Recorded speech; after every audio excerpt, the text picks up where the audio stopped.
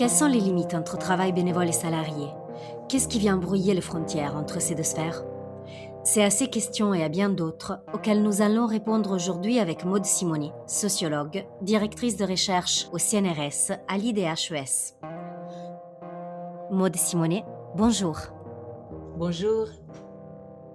Pour mettre un peu de contexte avant de démarrer, après avoir pris contact avec une association militante des inspecteurs du travail syndiqués, vous avez mené une enquête pendant les Jeux olympiques et paralympiques de Paris 2024 autour de frontières entre le bénévolat et le travail salarié. Pourriez-vous nous rappeler d'abord la différence entre volontariat, bénévolat et travail salarié? Oui, on a souvent dit les volontaires des Jeux olympiques et paralympiques, c'est le terme qui était utilisé par l'organisation qui organisait les Jeux, hein, le comité d'organisation des Jeux olympiques et paralympiques. Mais en toute rigueur, on devrait dire les bénévoles des Jeux olympiques et paralympiques parce que depuis une vingtaine d'années, on a maintenant en France un statut du volontariat, donc qui renvoie à une pratique particulière, donc dans une durée déterminée, qui ouvre droit à certains droits sociaux, donc à une indemnité également. Aujourd'hui, ce volontariat, il existe dans le cadre du service civique en France. Et donc, ce sont des jeunes ou des moins jeunes d'ailleurs, parce qu'il y a des statuts pour les jeunes et des statuts pour les plus de 25 ans, mais qui s'engagent sur une durée déterminée, qui touchent une indemnité pendant cette période-là, qui ont une partie de leurs droits sociaux qui sont pris en charge, pas tous, mais une partie.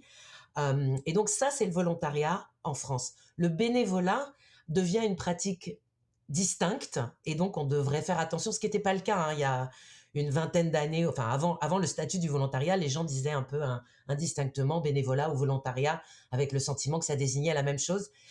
Donc c'est plus le cas en France, et du coup, ce qui s'est organisé à l'intérieur du recrutement pour les Jeux olympiques et paralympiques, bah, c'est véritablement un recrutement de bénévoles, hein, puisque ces personnes qui ont participé aux Jeux, ces 45 000 personnes, bah, ils n'avaient pas d'indemnité, ils n'avaient pas la couverture de leurs droits sociaux, c'était pas pour une durée de 6 à 9 mois comme le cas. Donc, c'est pas du volontariat au sens français du terme, si on reste rigoureux. C'est donc du bénévolat, qui est une pratique qui n'est pas définie juridiquement, donc on n'a pas une définition juridique précise du bénévolat en France. On a une définition, j'ai envie de dire, de son inverse, c'est-à-dire de à quel moment ce qui pourrait relever du bénévolat n'en relève plus. Et ça n'en relève plus quand on vient montrer que la prestation par travail qui est effectuée s'inscrit dans une relation de subordination. Une relation de subordination, donc ça a été défini par la Cour de cassation à un moment donné comme exercer une activité sous l'autorité d'un employeur qui a le pouvoir de donner des directives, de contrôler, voire de sanctionner l'exercice de cette activité. Et donc, quand il y a cette relation de subordination dans une activité qui est exercée, quelle que soit la manière dont elle est perçue par les personnes qui exercent cette activité, c'est très important. Quand il y a cette relation de subordination, alors, dans le droit du travail français, on doit inscrire ça dans un contrat de travail. Et donc, on passe du côté du travail salarié. Donc, c'est vraiment important, j'ai dit quel que soit, et les juristes insistent beaucoup là-dessus, parce que vous pouvez vous sentir complètement bénévole. La personne qui vous recrute comme bénévole vous considère complètement comme bénévole, mais si objectivement votre activité s'inscrit dans une relation de subordination, eh bien, elle sera requalifiée comme du travail salarié. Et c'est pour ça, comme vous le dites, j'ai été prendre contact avec Saccage 2024, cette association donc d'écologistes qui dénonçait depuis plus un an et demi, 2 ans même avant l'organisation des Jeux olympiques, les saccages écologiques, environnementaux, sociaux, économiques, mais aussi en termes de droit du travail des Jeux olympiques, en disant attention, c'est pas du vrai bénévolat, ça devrait relever d'un contrat de travail parce qu'il va y avoir de la subordination, donc on est dans le cadre de travail dissimulé. Et il y a eu un autre foyer de la contestation, on pourrait dire, en amont des Jeux olympiques, qui est né depuis l'inspection du travail, des inspecteurs du travail effectivement syndiqués à la CGT, qui, un an à peu près avant l'ouverture des JO, au moment où le COJOP, donc le comité d'organisation des Jeux olympiques et paralympiques, lançait sa campagne de recrutement des 45 000 volontaires, il y a eu ces inspecteurs, inspectrices du travail qui ont dit « Ouh là là, nous on connaît bien le droit du travail, là, tel que le bénévolat dans les JO est décrit dans la charte du volontariat notamment, qui a été publiée par le COJOP, mais aussi dans des textes qui ont été publiés par le ministère du Travail par la suite. Pour nous, inspecteurs et inspectrices du travail, ça ressemble vraiment à un contrat de travail. Donc moi, j'ai suivi cette mobilisation en amont des Jeux Olympiques. Et puis effectivement, au début des Jeux Olympiques, j'ai décidé d'aller voir de mes propres yeux ce qu'il en était de cette organisation du travail volontaire pour voir si oui ou non on retrouvait ce que les tribunaux ou les juristes appellent des indices de subordination dans l'organisation de ce bénévolat aux Jeux Olympiques. Et justement, quels sont les éléments dans le cadre des JO 2024 qui peuvent faire douter d'un glissement de travail bénévole vers une activité devant être rémunérée? Bah, en fait, moi, j'ai repris là, tout en étant bien, je suis sociologue, je précise toujours, hein, je suis pas juriste, je suis pas juge au prud'homme, donc je le fais avec ma casquette de sociologue, avec mes outils à moi qui sont l'enquête sociologique. Donc qu'est-ce que j'ai fait? J'ai été interviewer des volontaires qui participaient aux Jeux olympiques et paralympiques, des salariés qui étaient coordinateurs ou coordinatrices de ces volontaires, des salariés aussi qui travaillaient avec ces volontaires à côté d'eux, des intérimaires par exemple, j'ai rencontré donc bon à peu près 25-30 entretiens. Ces entretiens m'ont permis quoi? M'ont permis de recueillir des récits de l'organisation du travail volontaire, soit depuis les volontaires eux-mêmes, soit depuis les gens qui sont chargés d'organiser leur travail, de les coordonner, de gérer les équipes, ou des gens qui ont travaillé ou avec eux au quotidien pendant les JO, comme c'est le cas de certains intérimaires que j'ai interviewés. Ces récits, ils m'ont permis de comprendre comment était organisé objectivement ce travail volontaire. Et là, j'ai retrouvé ce que quand des personnes ou quand l'inspection du travail ou quand l'URSSAF amène des situations de bénévolat devant les tribunaux pour demander une requalification en salariat, les tribunaux, les juges, qu'est-ce qu'ils vont faire? Ils vont regarder si on trouve tout un spectre de critères qui permettent de dire il y a relation de subordination. Ces critères, c'est quoi? Ceux qui sont utilisés généralement par les juges. Est-ce qu'il y a des horaires assignés? Est-ce qu'il y a des tâches qui sont assignées depuis l'extérieur? Est-ce qu'on peut trouver une trace d'une hiérarchie qui encadre le travail, qui donne des ordres, des directives, etc. Les juges aussi s'intéressent sur le fait qu'il y a éventuellement des sanctions si jamais l'exercice du contrôle montre que le travail n'a pas été exercé comme il aurait dû être exercé. Donc, j'ai cherché en fait tous ces indices et je les ai tous trouvés de manière assez claire en fait, assez évidente dans les récits qui étaient faits.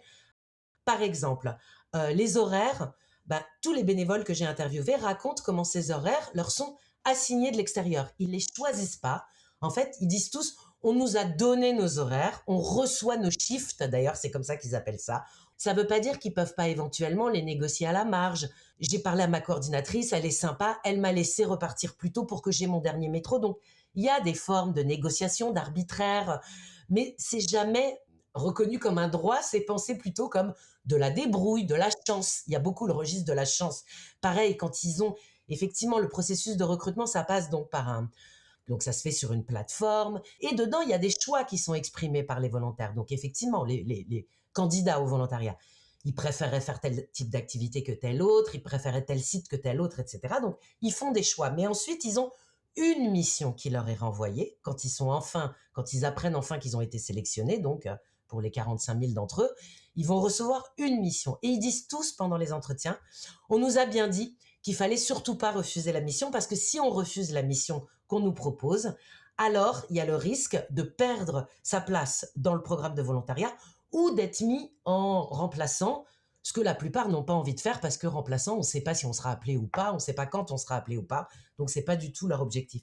Et donc ils disent tous et toutes, bah finalement c'était pas la mission dont je rêvais, c'était pas exactement celle que je voulais, mais j'ai préféré dire oui. On n'est pas du tout dans une libre détermination de l'activité, comme le dit la Cour de cassation, qui permet de dire ça à coup sûr, c'est du bénévolat.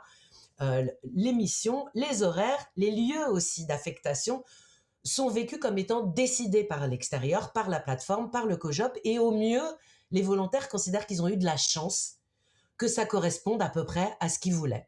Donc on est vraiment dans ce registre d'une forme d'inversion où c'est pas le bénévole qui choisit en fait, mais il a peut-être la chance qu'on l'ait affecté à l'endroit où il aurait voulu être affecté. Donc il y a ces éléments-là des conditions de travail qui sont, je dis, hétérodéterminées, déterminées de l'extérieur et non pas depuis la volonté du bénévole.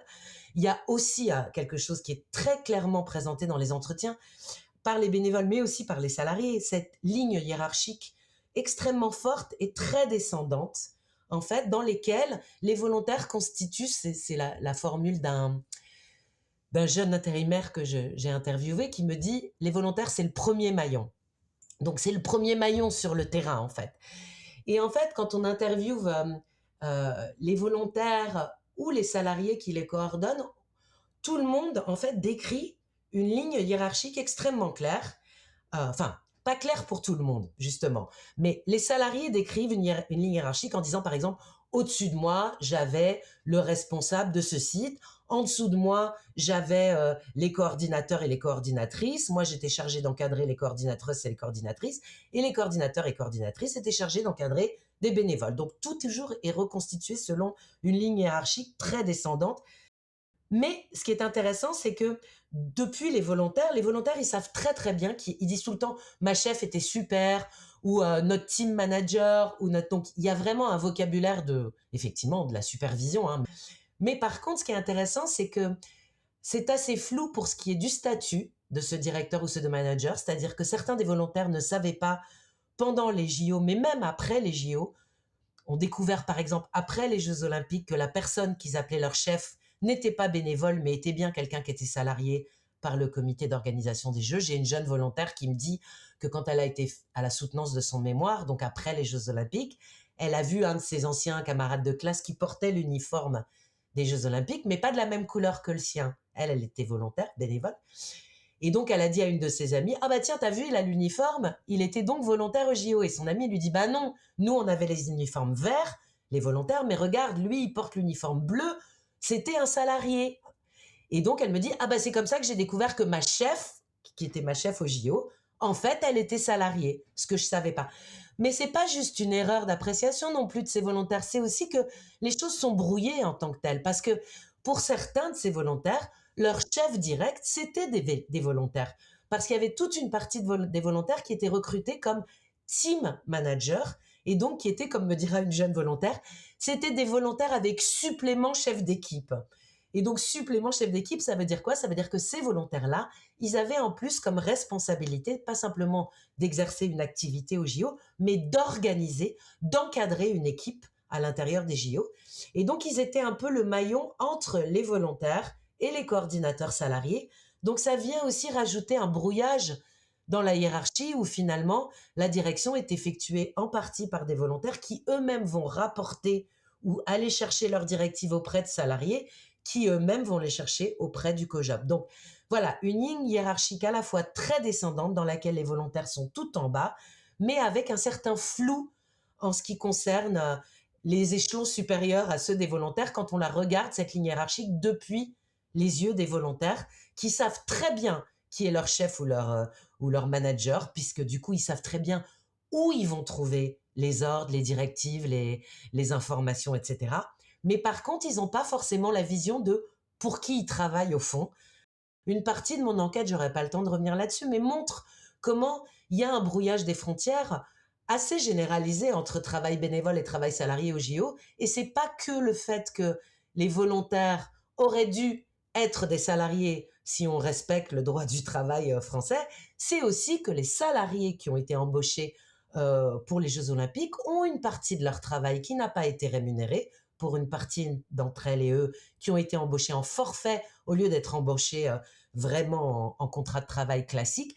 Et donc, il y a aussi une forme de gratuitisation, de bénévolisation du côté des salariés aussi, avec cette idée que quelque part, en fait, la rémunération, le droit du travail, on s'en fiche un peu. Ce qui compte, c'est d'être volontaire pour participer aux Jeux, hein, d'être volontaire pour faire les Jeux. Et du coup, ce brouillage des frontières, il est assez généralisé dans le traitement du travail plus largement aux Jeux Olympiques. Et au regard de ça, quelle a été la perception des volontaires, au moins du celles et ceux que vous avez pu interviewer par rapport à ces conditions de travail et ces éléments que là vous décrivez?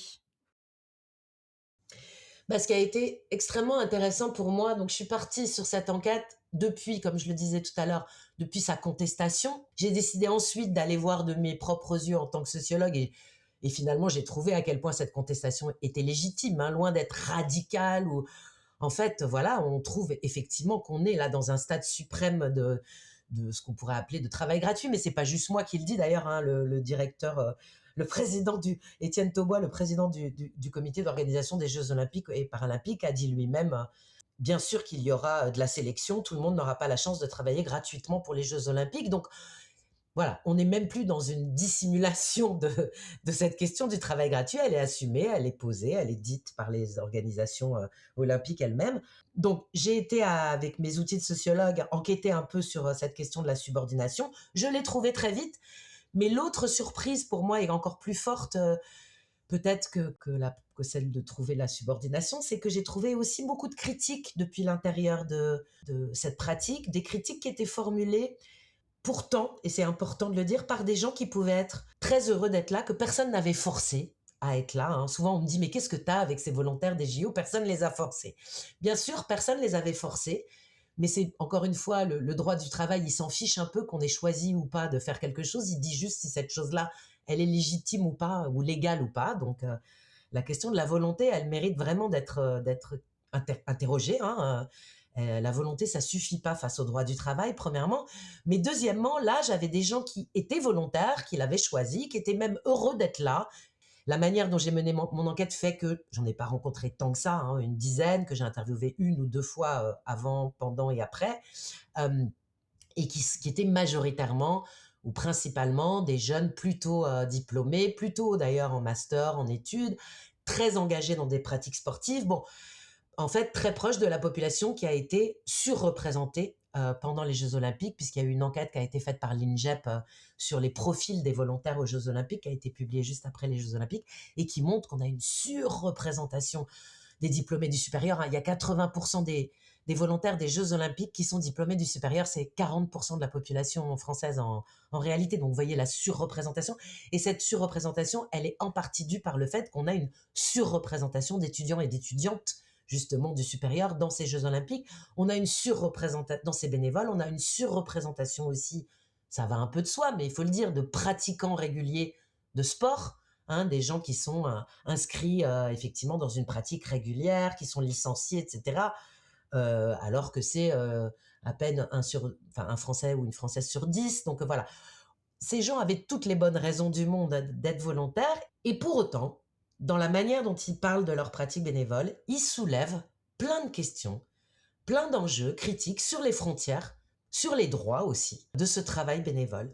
Donc j'ai des volontaires qui me disent, bah moi ça va, j'ai eu la chance, hein, tout ce registre de la chance, j'ai eu la chance d'avoir la mission que je voulais, d'être auprès des athlètes dans le sport que je pratique.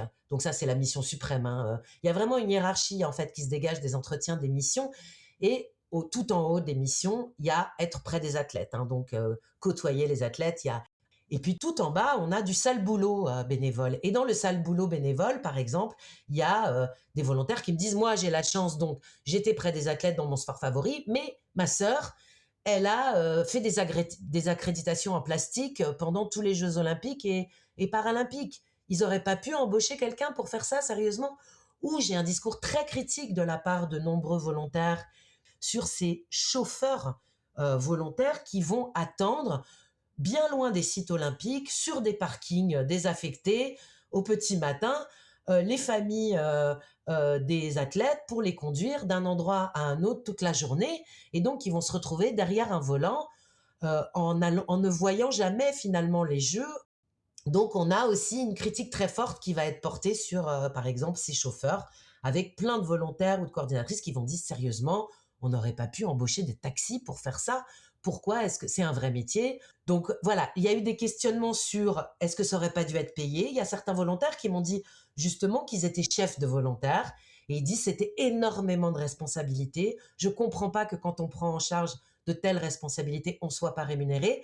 Et ils disent tout de suite, d'ailleurs, je commence l'ouvrage avec la citation d'une de ces jeunes volontaires qui dit « J'ai adoré le faire, mais je comprends pas que j'ai pas été rémunérée. Donc, d'autres aussi s'interrogent sur leurs droits en tant que volontaire. J'ai un jeune volontaire qui dit, moi, c'est moi qui ai voulu le faire, d'accord, mais je trouve qu'ils nous ont maltraités. Il explique, par exemple, que il n'avait pas le droit, quand il était volontaire, même pendant sa pause, d'aller s'asseoir par terre sur les coussins qui étaient posés dans le village des athlètes pour boire tranquillement son café et manger son muffin pendant la pause. Il dit, il y avait personne qui était assis, j'étais tout seul, c'était un dimanche matin, et on est venu me voir, et finalement, on a recruté des volontaires pour venir nous surveiller, qu'on n'aille pas s'asseoir sur les coussins parce que c'était réservé au public ou aux athlètes. De la même manière, ils n'avaient pas le droit d'entrer dans les boutiques pour acheter des objets quand ils portaient leur tenue. Donc, il s'en est plaint et il dit, bon, bah, finalement, on allait se changer, on enlevait notre tenue, même si on n'avait pas le droit de le faire, on remettait nos affaires de ville, on allait s'acheter les trucs qu'on voulait s'acheter. Il dénonce le fait que les volontaires n'avaient pas le droit de se servir aux fontaines Coca-Cola qui étaient mises à disposition parce que c'était réservé pour les athlètes, etc. Donc, il dit, moi, je comprends bien, personne m'a forcé à le faire, mais la vérité, c'est que ces jeux ne se seraient pas faits sans nous et qu'on a été particulièrement maltraités. Et pourtant, c'est quelqu'un qui dit très clairement que si c'était à refaire, il le referait sans doute. Donc voilà, ce que j'ai essayé de montrer dans ce livre, c'est qu'il faut faire très attention à pas partir soit dans un extrême qui serait de dire, bah, les gens le choisissent, ils sont volontaires, donc où est le problème? Si, il y a quand même des problèmes si on respecte pas le droit du travail, que les gens les choisissent ou pas, c'est pas ça l'enjeu.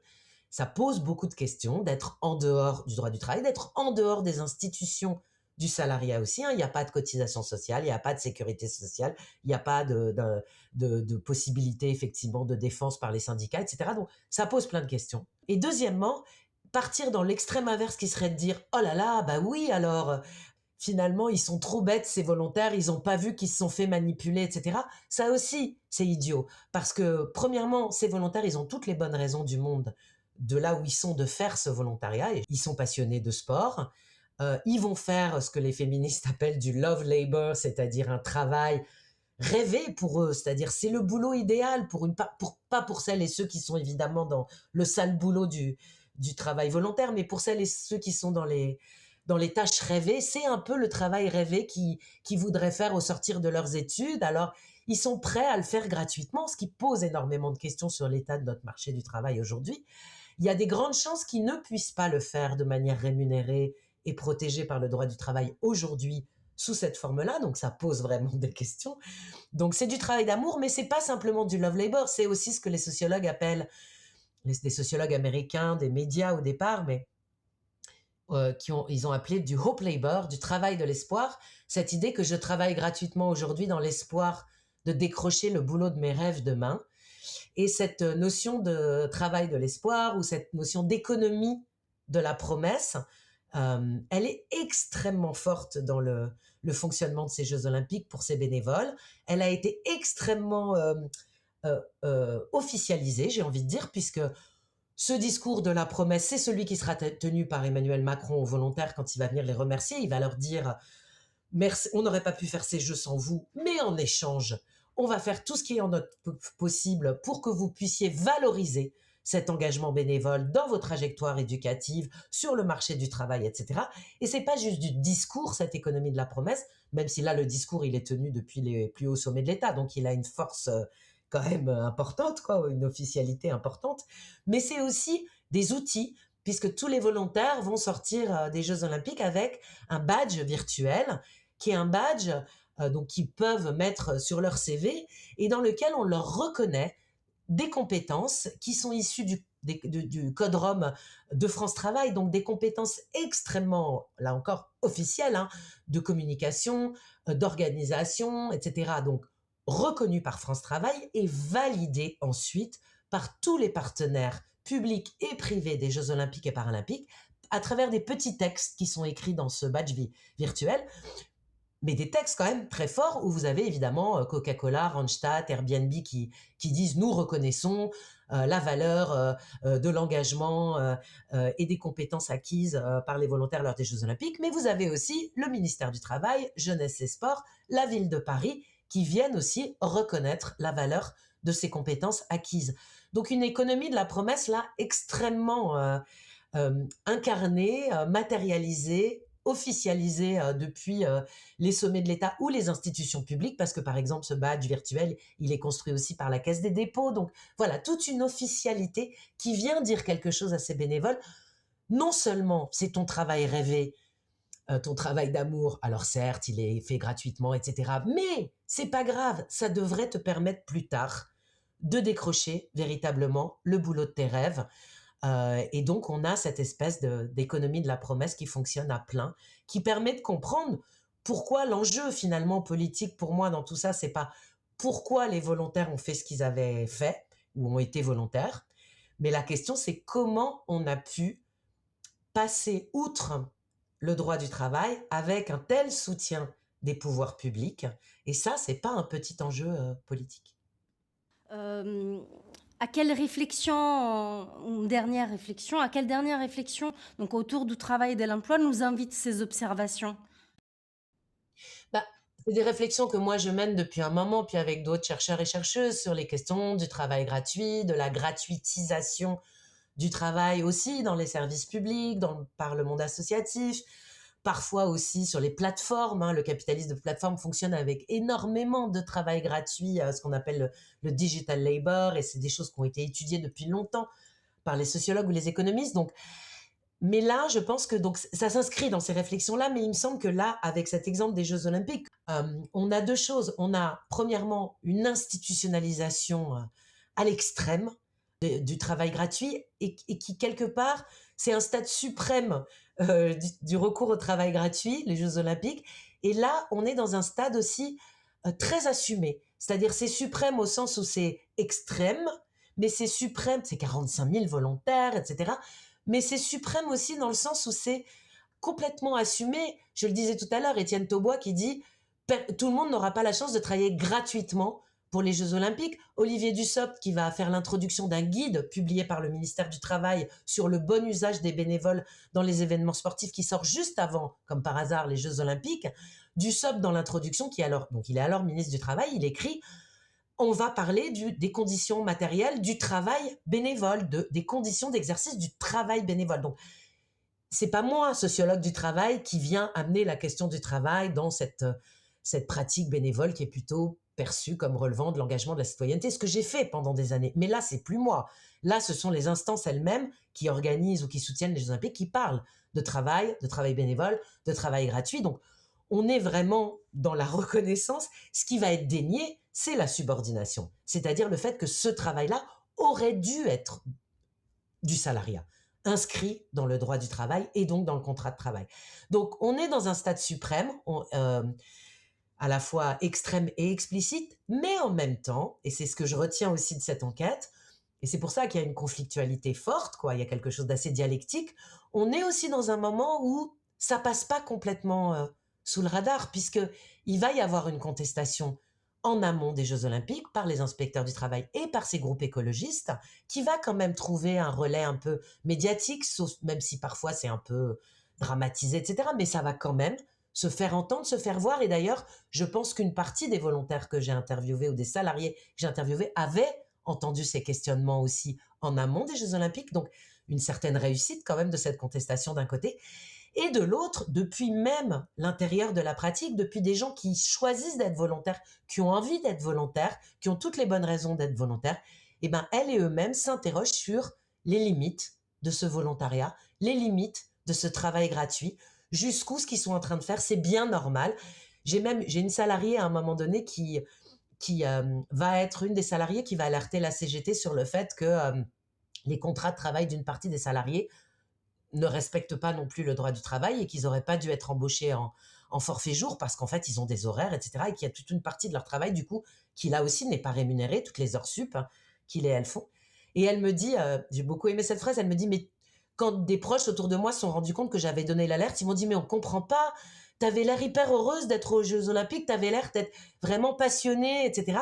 Et elle dit, bien sûr que j'étais passionnée, bien sûr que j'en ai tiré plein de choses, mais à un moment donné, on peut se rendre compte qu'il y a quand même des choses qui vont pas et il va falloir le dire. C'est là-dessus que j'ai mis un petit peu le projecteur en faisant entendre toutes ces mises en doute, ces questionnements, ces interrogations qui sont portées par ces bénévoles, elles et eux-mêmes, par ces salariés, elles et eux-mêmes, depuis l'intérieur des Jeux, Même si, au fond, il y a toujours cette joie et ce bonheur de faire les jeux, mais un bonheur qui est pas complètement naïf, qui est pas complètement suiviste et qui interpelle. Donc il y a des failles dans ce processus d'institutionnalisation extrême. Il y a des brèches et c'est ça que raconte ce petit livre, ce conflit finalement entre un mouvement d'institutionnalisation et les brèches, les fissures qui sont en train de naître à cet endroit-là. Maud Simonet, merci. Merci. C'est ainsi que se termine notre épisode consacré au travail gratuit. Si vous souhaitez aller plus loin, je vous invite à lire l'ouvrage de Maud Simonet, Involontaire au JO, récit d'un conflit du travail gratuit, paru aux éditions textuelles en 2025. Je vous remercie et à très bientôt.